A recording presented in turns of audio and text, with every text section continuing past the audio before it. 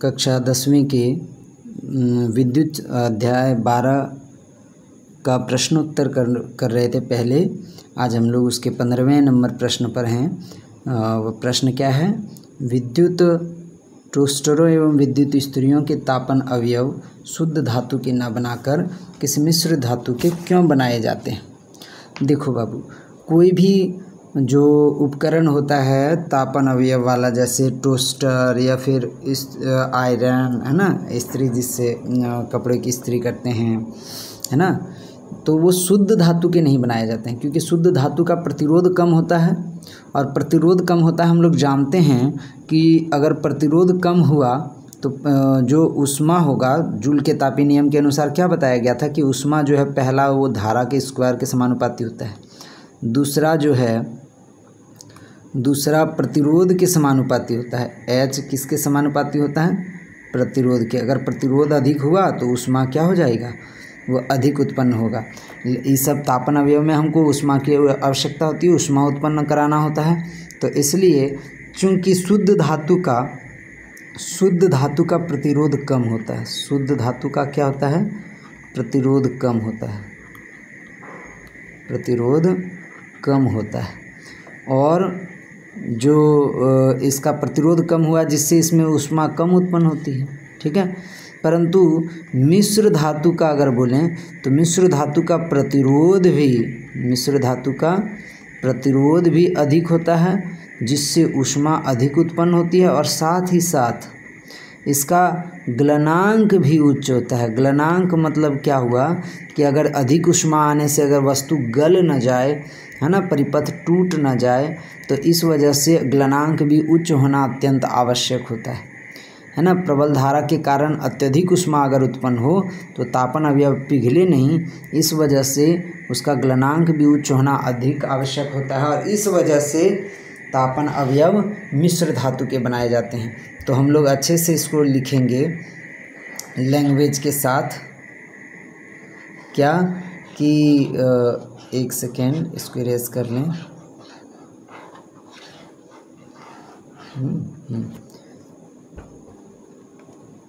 प्रश्न क्या है? विद्युत टोस्टर एवं विद्युत इस्त्रियों के तापन अवयव शुद्ध धातु के न बनाकर मिश्र धातु के क्यों बनाए जाते हैं?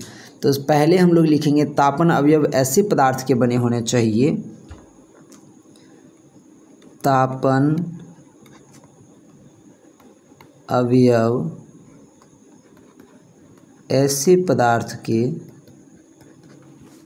बने होने चाहिए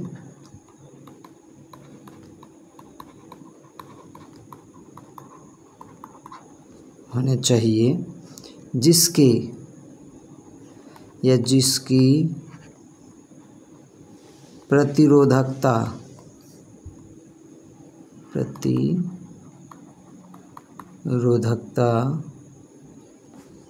बहुत अधिक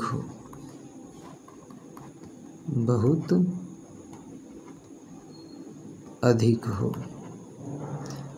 एवं गलनांक उच्च हो, एवं गलनांक अत्यधिक उच्च हो।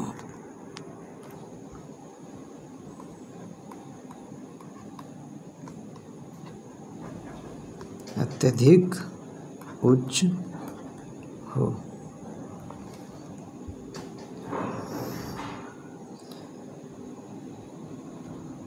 शुद्ध धातु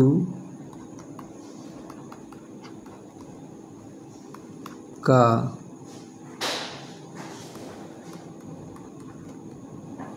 प्रतिरोध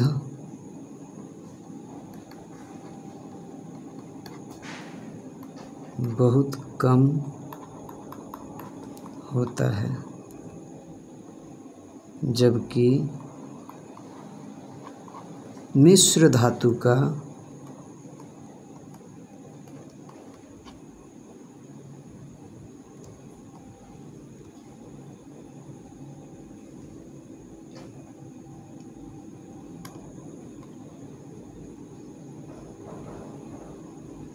मिश्र धातु की प्रतिरोधकता तो अत्यधिक होती ही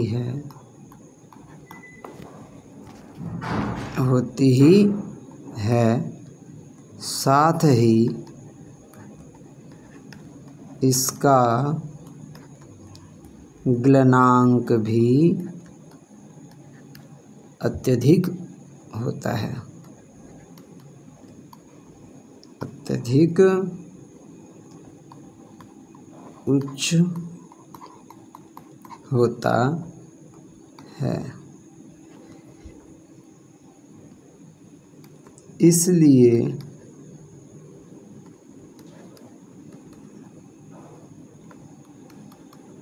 तापन अवयव मिश्र धातु के बनाए जाते हैं, मिश्र धातु के बनाए जाते हैं। हम लोग क्या लिखे? तापन अवयव ऐसे पदार्थ के बने होने चाहिए जिसकी प्रतिरोधकता बहुत अधिक हो एवं गलनांक अत्यधिक उच्च हो। शुद्ध धातु का प्रतिरोध बहुत कम होता है ना, जबकि मिश्र धातु की प्रतिरोधकता तो अत्यधिक होती ही है, साथ ही इसका गलनांक भी अत्यधिक उच्च होता है और इसलिए तापन अवयव मिश्र धातु के बनाए जाते हैं।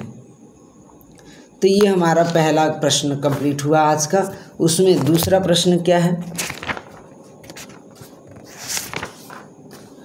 दूसरा प्रश्न है आयरन और मरकरी में कौन विद्युत अच्छा विद्युत चालक है? दूसरा प्रश्न है यानी 16 नंबर, आयरन एवं मरकरी में कौन अच्छा चालक है? आयरन और मरकरी में कौन अच्छा चालक है? तो एनसीईआरटी बुक या कोई भी अगर विज्ञान की किताब हो तो उसके पहले हम लोग अगर देखें तो इसमें हमको एक चार्ट दिखाई देता है जिसमें लिखा हुआ है 20 डिग्री सेल्सियस पर कुछ पदार्थों की विद्युत प्रतिरोधकता, जिसमें हम लोगों का आयरन जो है पहले है और मरकरी जो है वो बाद में है, यानी मरकरी की प्रतिरोधकता अधिक है और आयरन की प्रतिरोधकता कम है। तो इस वजह से इसमें क्या लिख सकते हैं? आयरन की प्रतिरोधकता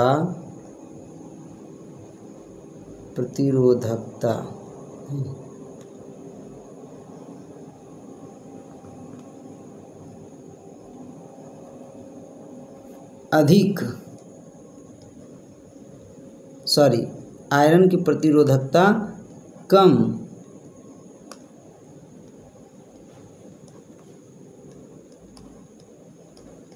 होने के कारण यह मरकरी से अच्छा चालक है ना।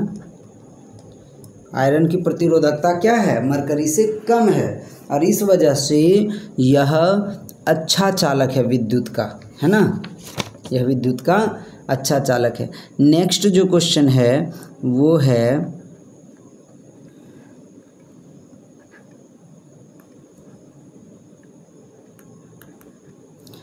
कौन सा पदार्थ सर्वश्रेष्ठ चालक है?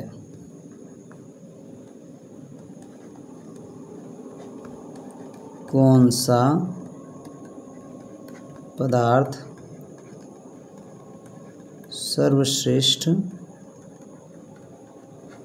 चालक है? तो कौन सा पदार्थ हम लोग जानते हैं, 9th 8th सब में हम लोग 8th में हम लोग पढ़ चुके हैं कि चांदी जो होता है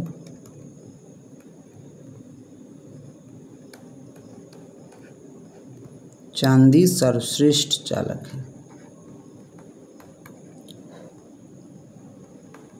चांदी सर्वश्रेष्ठ चालक है।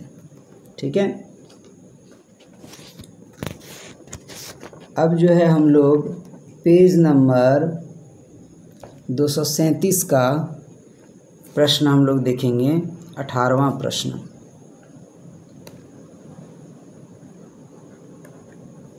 प्रश्न में क्या बोला गया, किसी विद्युत परिपथ का व्यवस्था आरेख खींचिए। किसी विद्युत परिपथ का व्यवस्था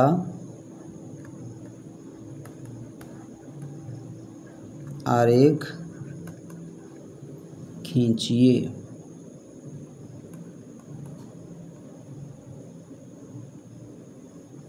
जिसमें 2 वोल्ट के 3 सेलों की बैटरी, जिसमें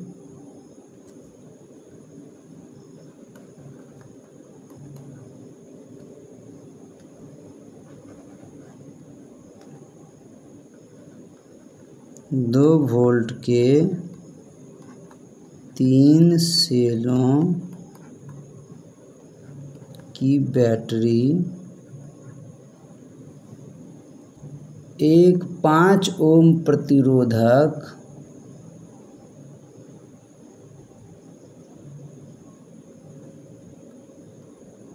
एक 5 ओम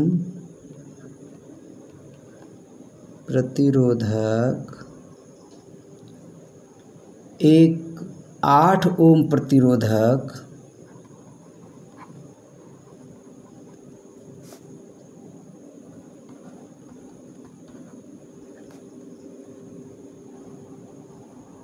एक 8 ओम प्रतिरोधक, एक 12 ओम प्रतिरोधक,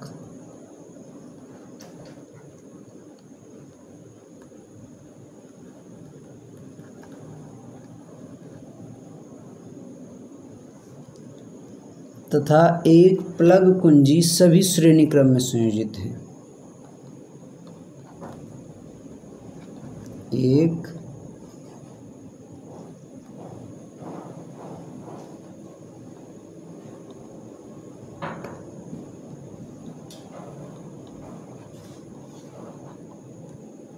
प्लग कुंजी नहीं, सभी क्या हैं, श्रेणी क्रम में संयोजित है। श्रेणी क्रम में संयोजित है।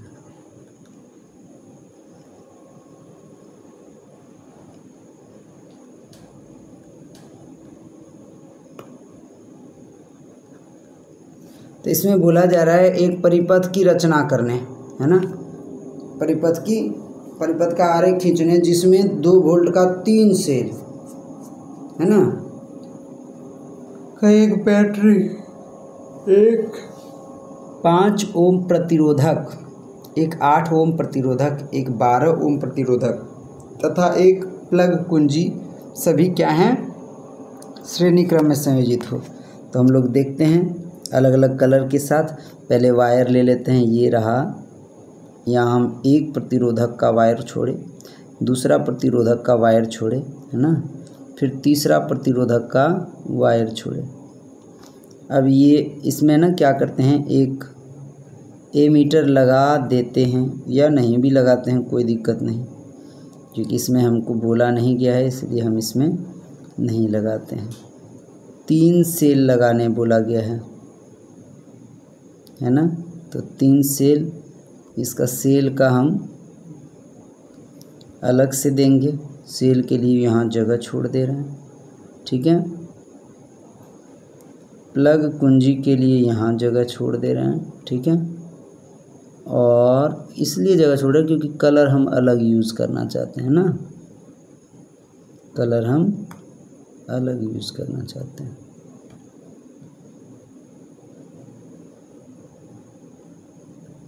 ठीक है।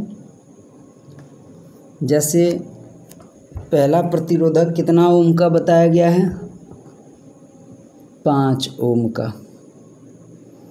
तो इससे हम लिखते हैं पहला प्रतिरोधक, ये हो गया पहला प्रतिरोधक 5 ओम, दूसरा प्रतिरोधक 8 ओम,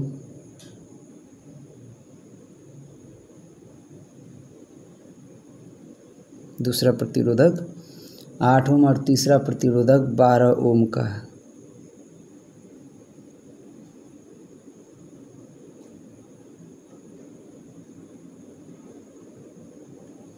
ना। ये कितना ओम का है? 5 ओम, 8 ओम, 12 ओम।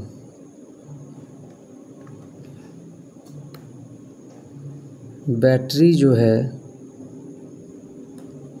बैटरी हम ग्रीन कलर से देते हैं।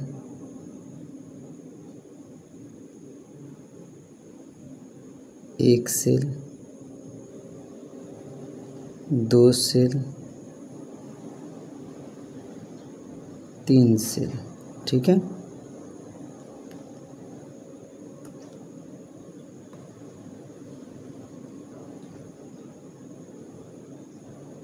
है ना, 3 सेल से जोड़े इसको,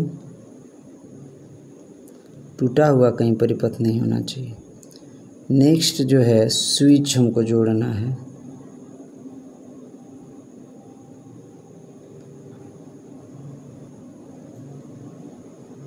क्या करना है हमको? स्विच जोड़ना है ना। तो स्विच के लिए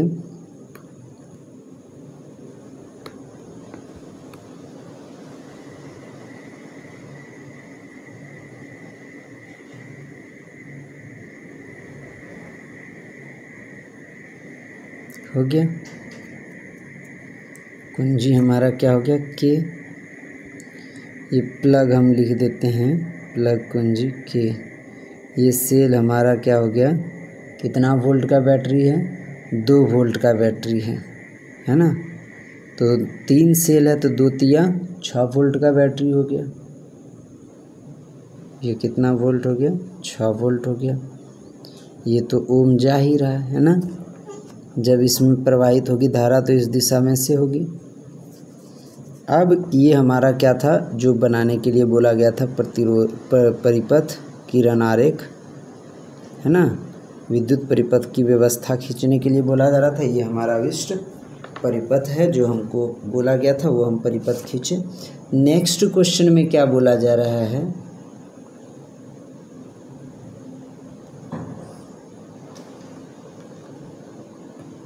नेक्स्ट क्वेश्चन है, कितना नंबर होगा? 18, 19 नंबर नहीं,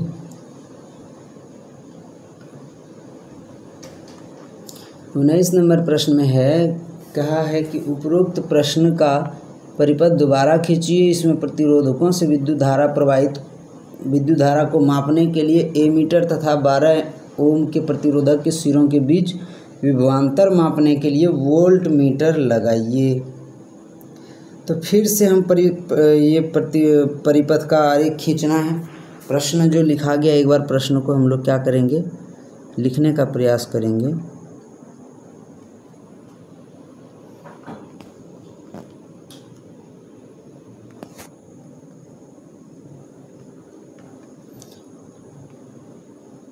उपरोक्त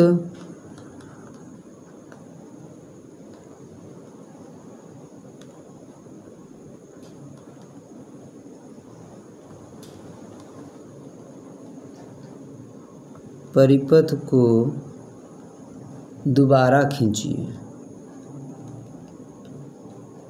दोबारा खींचिए। इसमें अब की क्या करना है? प्रतिरोधकों से प्रवाहित विद्युत धारा को मापने के लिए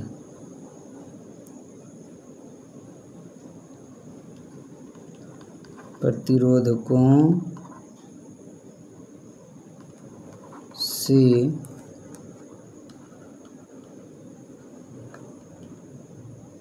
प्रवाहित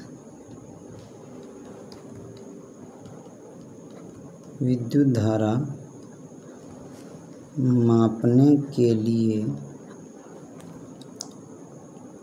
एक एमीटर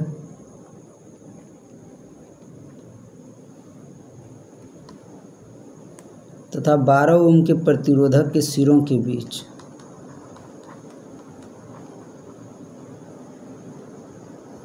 बारह ओम के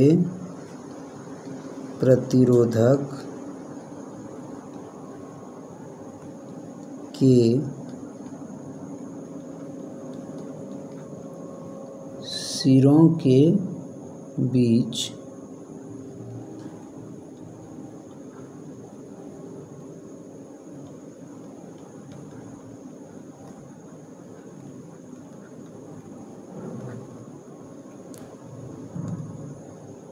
विभवांतर मापने के लिए वोल्ट मीटर लगाइए।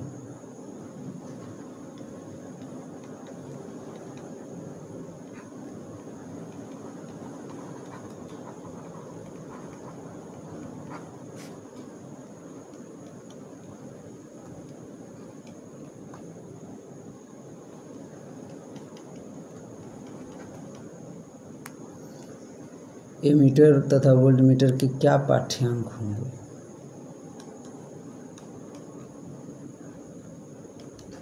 एमीटर तथा वोल्ट मीटर के क्या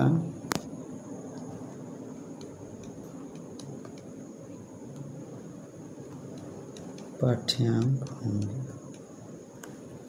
प्रश्न पूछा गया है इसमें कि उसका पाठ्यांक क्या होगा। इसमें परिपथ में एमीटर से जो एमीटर कितना धारा दर्शाएगा और वोल्ट मीटर जो है वोल्ट मीटर कितना विभवांतर दर्शाएगा 12 ओम के अंतर्गत। तो हम लोग क्या करते हैं ना, इसको फिर से खींचते हैं, है ना।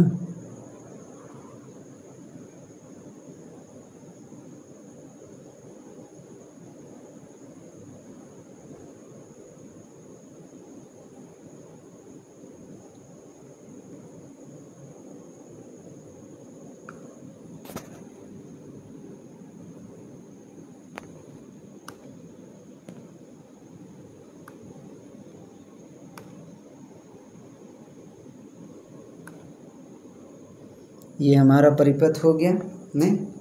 अब क्या करना है, इसमें ए मीटर लगाना है।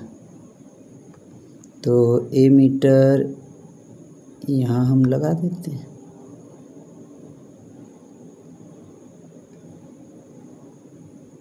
कितनी धारा प्रवाहित होगी वो पता हमको चल जाएगा। ए मीटर लगाने के लिए कौन सा कलर, हम ए मीटर में ग्रीन कलर नहीं, इस कलर का यूज़ करते हैं, ठीक है।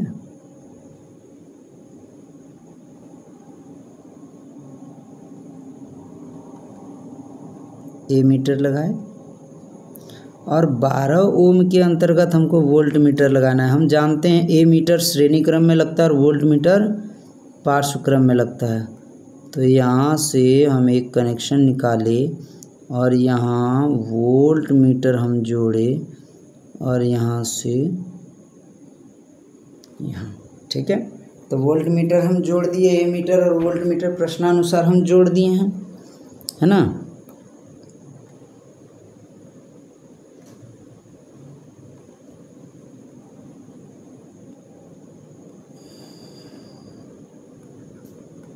ए मीटर और वोल्ट मीटर जोड़ दिए हैं। अब क्या करते हैं, जब हमारा स्विच बंद करते हैं तो इसमें से कितनी धारा प्रवाहित होगी इसके विषय में हम लोग देखेंगे। तो श्रेणी क्रम में 3 प्रतिरोधक है, तीनों प्रतिरोधक का कुल प्रतिरोध क्या हो जाएगा,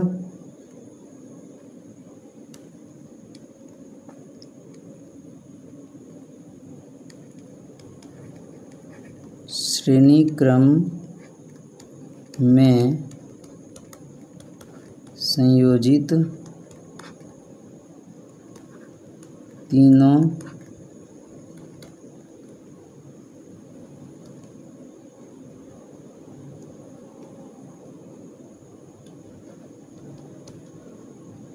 प्रतिरोधकों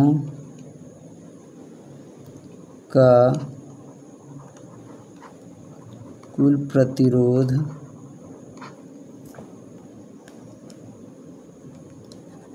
R इज इक्वल टू 5 ओम 8 ओम जोड़ 12 ओम 12 8 20 5 25 ओम।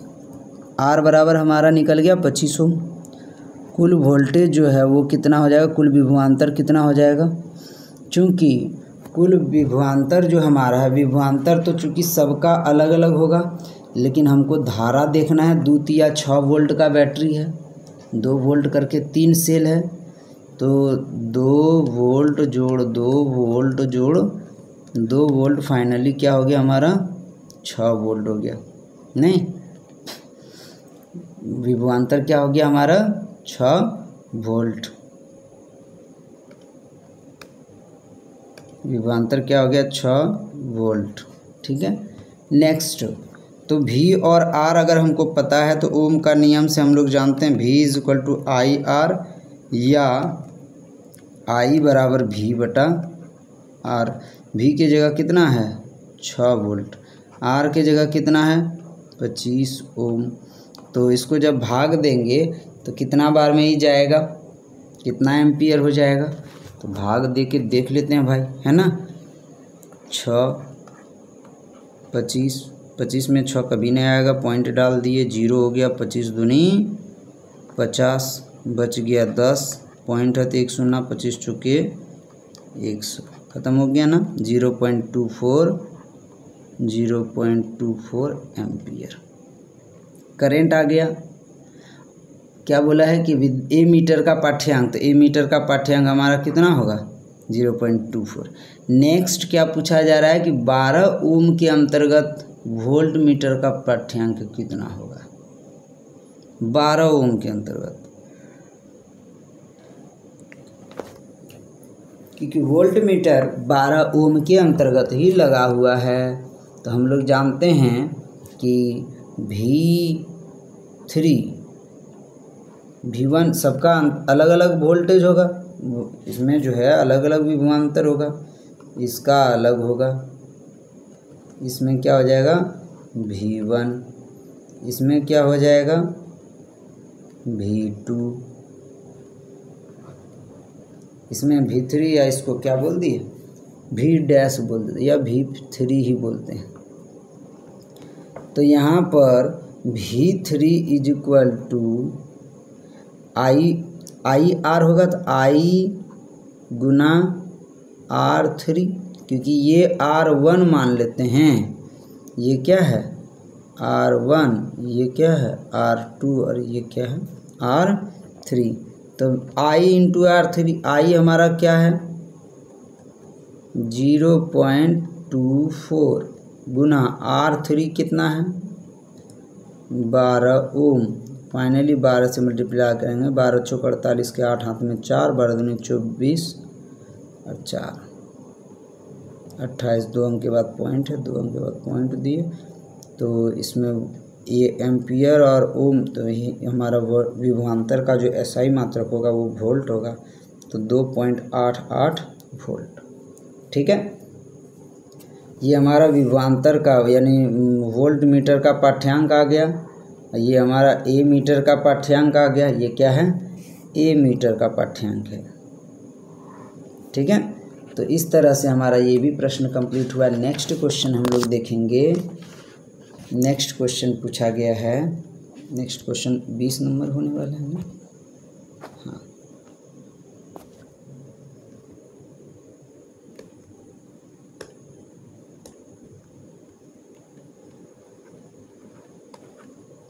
कहता है जब 1 ओम तथा 10 का पावर 6 ओम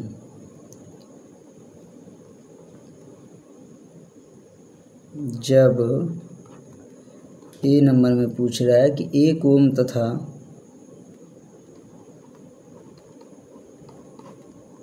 10 का पावर 6 ओम, फिर दूसरा नंबर में पूछ दे रहा है 1 ओम तथा 10 का पावर 3 ओम,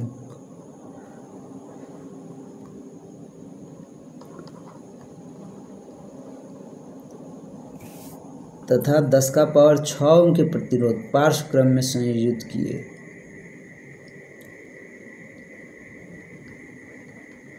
तथा 10 का पावर 6 ओम के प्रतिरोध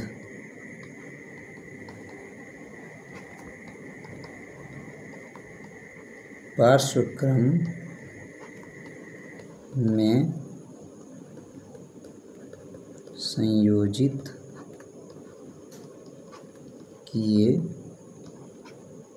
जाते हैं तो इनके तुल्य प्रतिरोध के संबंध में आप क्या निर्णय करेंगे? तो इनके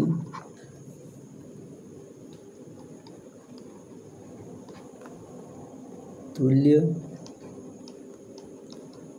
प्रतिरोध के संबंध में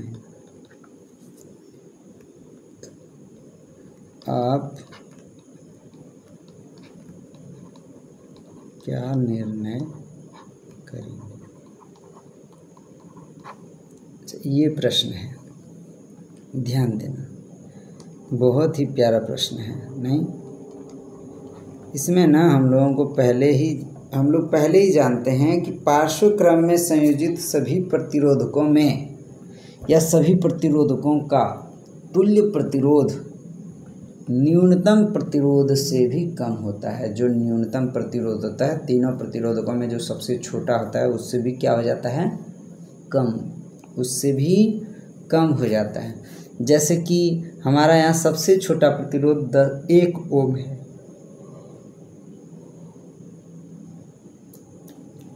तो हमारा सबसे छोटा प्रतिरोध क्या है? 1 ओम। दूसरा प्रतिरोध क्या है? 1 ओम तथा 10 का पावर 6 ओम पहला नंबर में। हाँ,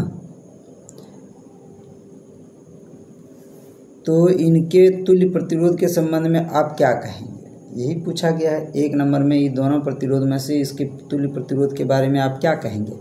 तो जो तुल्य प्रतिरोध होगा, ये दोनों प्रतिरोध एक पार्श्वक्रम में संयोजित है, यानी 1/R is equal to 1/R1 जोड़ 1/R2, 1/R1 यानी 1/1 जोड़ 1/R2 यानी 1/10⁶।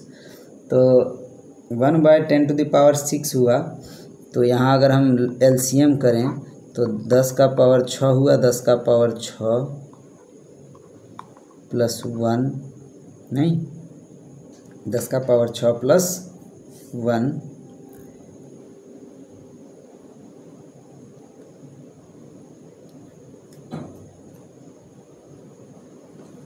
यानी 10 का power R is equal to क्या हो जाएगा? 10 का पावर 6 बटा 1 जोड़ 10 का पावर 6, यानी ये 1 ज़्यादा है तो 100% क्या होगा? ये 1 से कम होगा। इसका अगर ऊपर कम हो, हम जान रहे हैं कि ये वाला पार्ट जो है इस पार्ट से ज़्यादा है, क्योंकि 10 का पावर 6 10 का पावर 6 इसमें 1 जुट गया, तो जुट गया तो ये ज़्यादा हो गया, है ना। और ऐसे में क्या हो गया? इसका वैल्यू, ऐसे में इसका वैल्यू 1 से कम हो गया। 1 हमारा क्या है? ये वाला सबसे न्यूनतम जो प्रतिरोधक है वो है 1, है ना।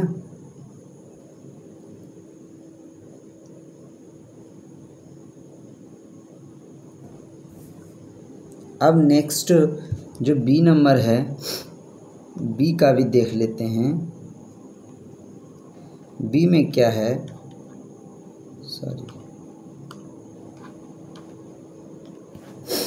B में क्या है? R1 हमारा 1 ओम है, R2 हमारा 3 ओम है और R3 हमारा 6 ओम है। जब तीनों को हम जोड़ते हैं 1/R is equal to 1/R1 जोड़ 1/R2 जोड़ 1/R3, यानी 1/1 जोड़ 1/3 जोड़ 1/,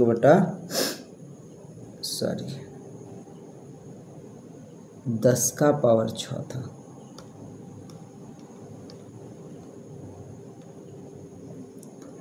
दस का पावर 3 और 10 का पावर 6। जब ये तीनों का एलसीएम लेंगे तो फाइनली हमारा आएगा 10 का पावर 6। और 10 का पावर 6 आएगा तो ऊपर में यहाँ लिखा आएगा 10 का पावर 6 जोड़ 10 का पावर 3 जोड़ 1। तो फिर अगर हम इसको उल्टाएं, फिर अगर हम उसको उल्टा दें, r इज इक्वल टू 10 का पावर 6 10 का पावर 3 जोड़ 1, सॉरी, अगर हम r लिखेंगे तो r हमारा ये उल्टा हो जाएगा ना, ये 10 का पावर 6 ऊपर चला जाएगा, 10 का पावर 6 ऊपर गया है ना, और ये सब क्या हो गया, नीचे आ गया, क्योंकि हम ये पूरे पार्ट को ही उल्टा दिए। पूरे पार्ट को क्या किए, उल्टा दिए। 10 का पावर 6 हो गया, ये 1/r का वैल्यू इतना है, तो r का वैल्यू 10 का पावर 6 बटा 10 का पावर 6 बटा 10 का पावर 6 जोड़ 10 का पावर 3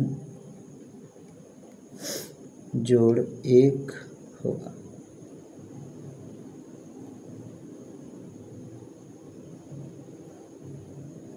तो कुल प्रतिरोध जो है हम क्या देख रहे हैं, क्योंकि ऊपर वाला फिर से यहाँ हम देख पा रहे हैं कि ऊपर का वैल्यू इससे छोटा है, ये जो है ये छोटा है इससे, और जब इससे छोटा है तो ऐसे में इसका वैल्यू क्या हो जाएगा, 1 से कम होगा सबसे न्यूनतम प्रतिरोध से, और इसका भी क्या हो जाएगा, 1 से कम होगा। तो यहाँ से हम क्या देखते हैं, हम देख स्पष्ट यह उपरोक्त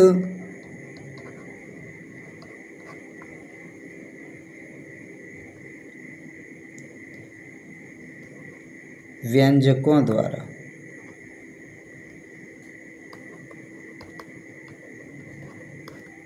ये व्यंजकों से यह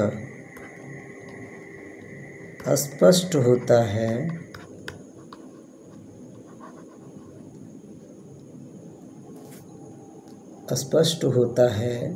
कि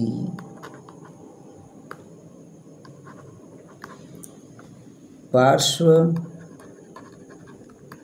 क्रम में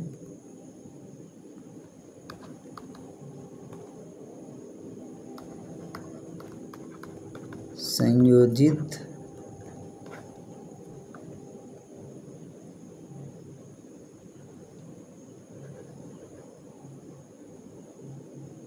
पार्श्वक्रम में संयोजित प्रतिरोधों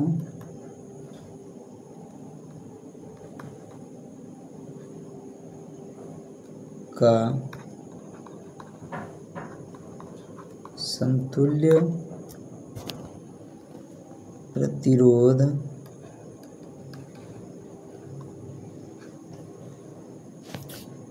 न्यूनतम मान वाले प्रतिरोधक से भी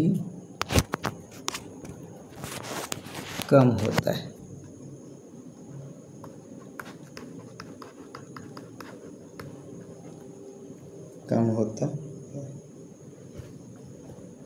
तो यहाँ हम लोग क्या देख रहे हैं, जो दो प्रकार का हम लोग को कंडीशन दिया गया था, दोनों में जब हम वैल्यू निकाले तो जो समतुल्य प्रतिरोध है उसका वैल्यू जो सबसे छोटा प्रतिरोधक है उससे भी कम हो रहा है। पार्श्वक्रम में संयोजित प्रतिरोधकों का कुल प्रतिरोध क्या होता है, कम होता है। ठीक है, तो आज के लिए इतना ही रखते हैं, फिर मिलेंगे अगले क्लास में। हाँ, धन्यवाद। अगर वीडियो अच्छी लगे तो प्लीज़ सब्सक्राइब करें, शेयर करें और लाइक करना ना भूलें। कमेंट, जो भी प्रश्न हो, जो भी समस्या हो, आप प्रश्न कमेंट सेक्शन में कमेंट करके पूछ सकते हैं। और साथ में ही इसे अपनी कॉपी में नोट भी करते जाना है। धन्यवाद।